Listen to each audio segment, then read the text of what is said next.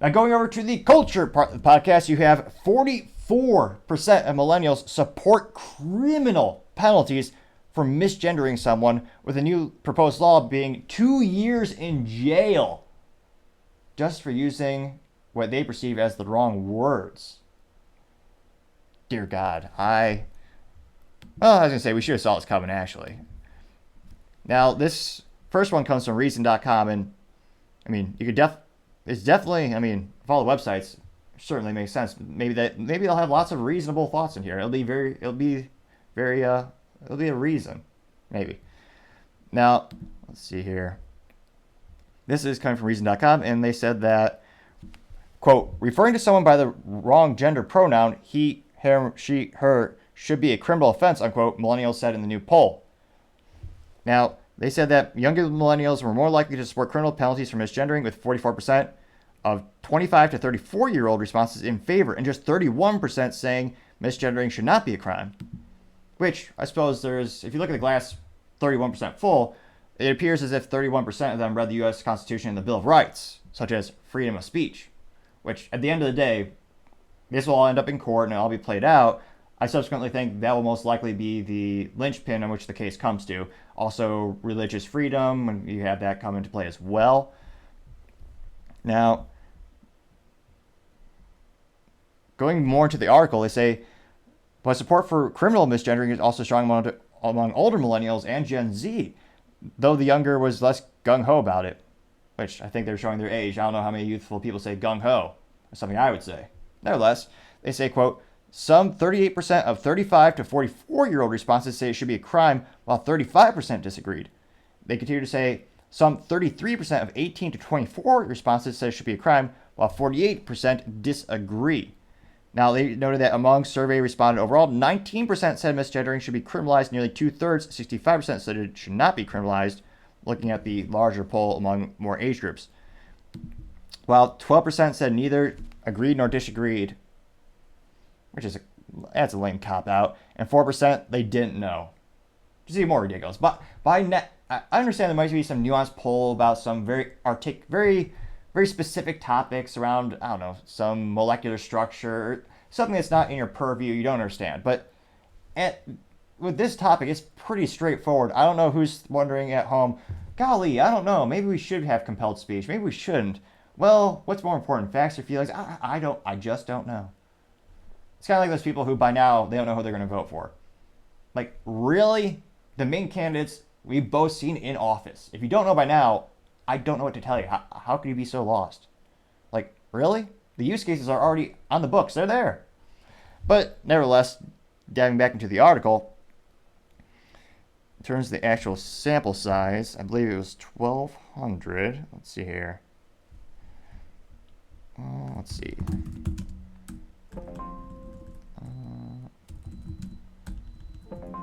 Come on.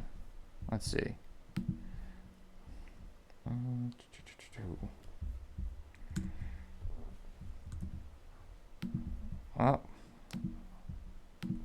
Let's see.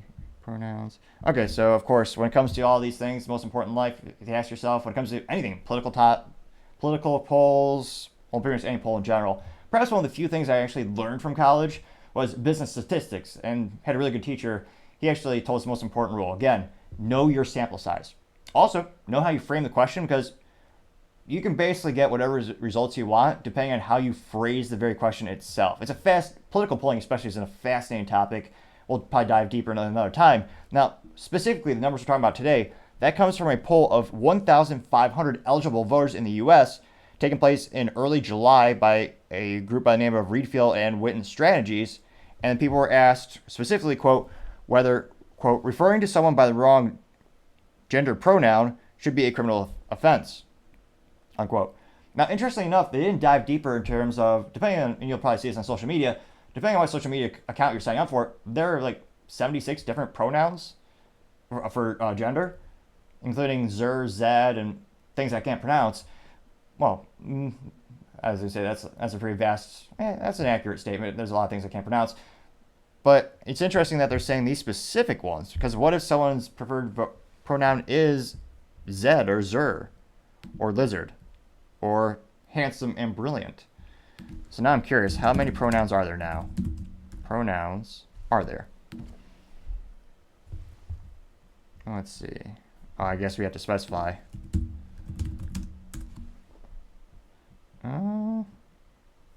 University of California, what do they say?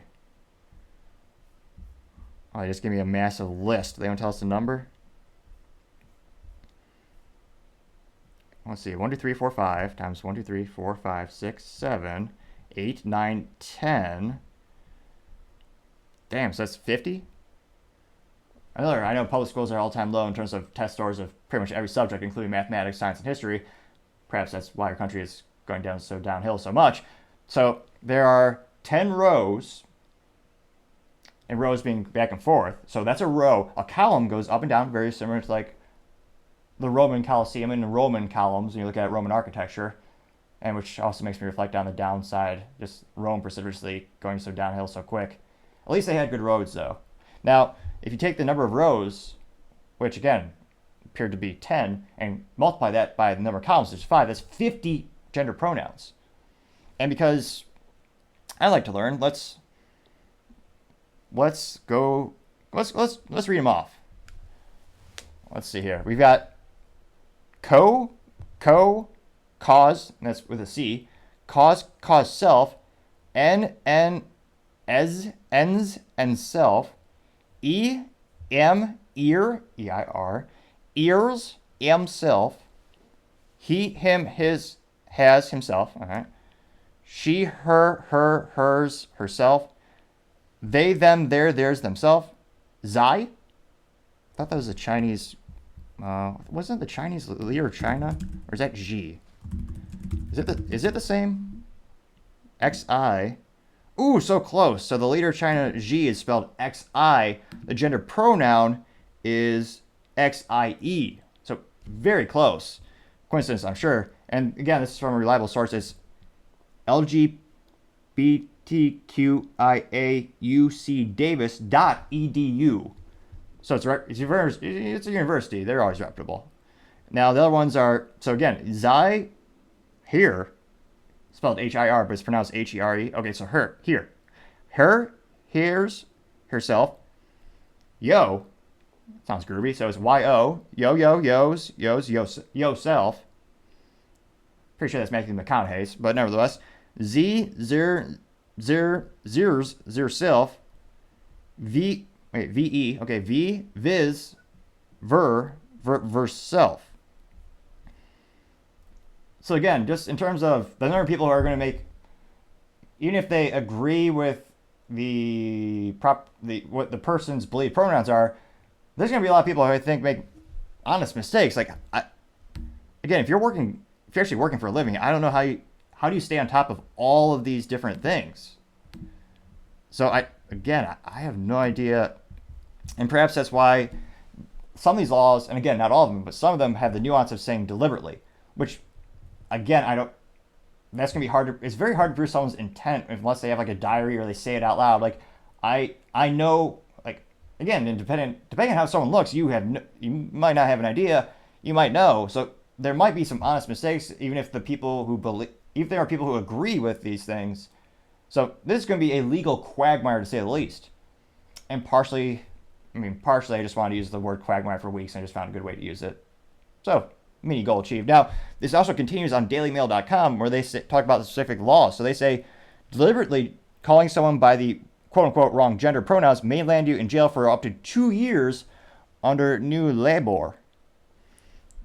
Now, they say labor would make attacks motivated by hatred of gender aggravated offensive, unquote. Now, this says that deliberately calling someone the wrong gender pronouns could be a hate crime punishable by imprisonment under a labor government. Now, granted, that's overseas for now. Let's see here. Let's see. Last night, a Tory source said, quote, some police forces have shown themselves overzealous in the pursuit of supposed hate crimes, and this reform would send them a signal to go even further. We've seen people arrested for misgendering, but it's not enough for labor. They want to lock them up for 2 years. And again, these things are all too real. We have instances in Canada where a father didn't agree with I forgot, it was a son who the mother transitioned to a daughter, or if it was the other way around, the father refused to use the new pronouns, and the father was put in jail. If you ever watched the documentary by the Daily Wire, Matt Walsh, What is a Woman, they talk about that heartbreaking case where the father's biological offspring is basically taken away from him in every way possible. Now, let's see here. It'll be interesting to see. Let's see, another case. So let's say, in another case, Kate Scottwell was described herself as a radical feminist, which she looks like it. Okay. She was arrested in front of her children and later convicted of malicious communications for a string of messages directed at transgender activists on Twitter, including referring to a activist man as a pig in a wig. Which, perhaps the pot calling the kettle black, but let's see. It'll be interesting to see how many people, at the end of the day, this is going to end up in court, and it will trickle over to the U.S. You see a lot of laws globally. A lot of them start off in the UK, they start off in Canada, then subsequently they trickle over to another country, well, debatably a country, California, and then from California it goes and spreads across the United States. So it'll be interesting to see the domino effect of, once these laws are put in place and more people are convicted in court, how many additional countries adopt the new laws, and what's going to be the adoption rate from the people on the street, so to say. That's a huge cultural phenomenon where you can have a law all day long, but if the police choose not to enforce it, well, does it really matter? You see this how the police are disproportionately prosecuting people based on their political affiliations in the United States, and how some cities, the police just decide to let the rioters burn them down. Even though the law says you're not supposed to allow riots to cause $2 billion in damages, the mayors told the police to just stand down and do nothing, and subsequently, they did nothing. You also have such phenomena as jaywalking. Most police officers aren't going to arrest you for that unless they're behind their quota. So there's a lot of cultural things when it comes to these legalities. Let me know in the comments, do you think it seems inevitable given the trends of culture? I guess perhaps a more pertinent question would be, what states do you think will push back on this, and how long do you think it'll take to subsequently make its way up to the Supreme Court? Because I think it's just more of a matter of timing of when and not if. Because at the end of the day, it'll be fought off in courts, it'll get appealed, it'll go again and again, and eventually it'll work itself way up, all the way to the top. And I think it'll hinge on religious liberty in terms of someone not compelled speech, as well as freedom of, the good old First Amendment, which I know public schools don't teach anything anymore in many cases. So many people not realize the importance of the Bill of Rights and First Amendment, freedom of speech. But also one of the most important things to remember about that is it's really the speech you don't agree with, or the minority speech, that it needs to be protected the most. Saying uncontroversial things really doesn't need legal protection because we're uncontroversial. And call me an old soul, but I might not agree with everything you're saying, but I'll fight to the death for your right to say it. That's why my comment section are always open, and if you read them, they're quite entertaining. Many of them are very harsh about me and some of my opinions. But I always keep it open, partially for entertainment, and I always just kind of based on my morals and values I was brought up with and that I believe in. Ironically enough, the only times my comments have been disabled is when Google overrode me, because I always have my settings in the YouTube studio where it's allow all comments.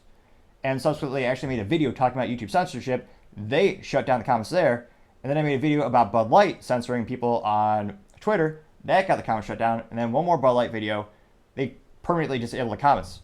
And every time I went into the YouTube studio to try to fix it and change it from, do not allow comments to allow all comments, within 10 seconds, it would revert back. Ridiculous to say the least. Un-American, I would say, for sure. So let me know in the comments. Be fascinated to hear how this develops and what you think will happen from here. Thank you again, everyone, for taking the time to tune in today. Again, we're trying to get to 4,000 subscribers by the end of October, so if you can click that button, I would greatly appreciate it. Also, the comments are appreciated as well. We try to make the show better and better and better together. If you like the video, leave up a thumbs up or thumbs down if you don't like it, and then leave the comments so I actually know how to make the show better for you. And also, don't forget to take time to tell your family, tell your friends, tell your coworkers, heck, tell your enemies, tell anyone and everyone. Just stay safe and fight the good fight.